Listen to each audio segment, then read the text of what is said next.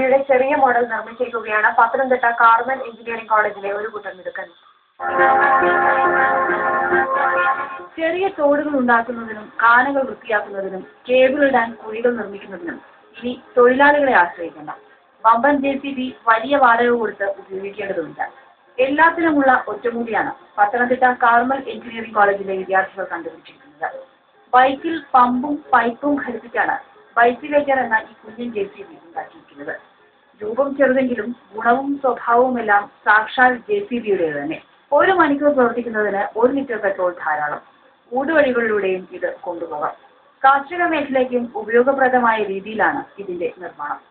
Shameer Shah, Sudheesh Kumar, Solomon Joseph, Nikhil, Sanju Varghese, Sooraj Ravikumar എന്നീ mechanical engineering വിദ്യാർത്ഥികളുടെ 3 വർഷത്തെ പ്രയത്നമാണ് ഈ ബൈസിലേറ്റർ.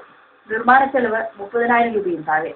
വ്യാവസായിക അടിസ്ഥാനത്തിൽ 10,000 രൂപയ്ക്ക് നിർമ്മിക്കാമെന്ന് ഇവർ പറയുന്നു. ഞങ്ങൾ വ്യാവസായികമായിട്ട് നിർമ്മിക്കുന്നതിനുള്ള ആലോചിക്കുന്നുണ്ട്. അപ്പോൾ അതിന്റെ പേറ്റന്റിന് വേണ്ടി ബാക്കി ട്രോളിയിലുള്ള കാര്യങ്ങൾ ചെയ്ത് അപ്ലൈ ചെയ്യുന്നുണ്ട്. പിന്നെ ഇപ്പോൾ ഇത് മാനുവലായിട്ടാണ് ഇതിന്റെ ആം മൂവ്മെന്റ് ചെയ്തിരിക്കുന്നത്.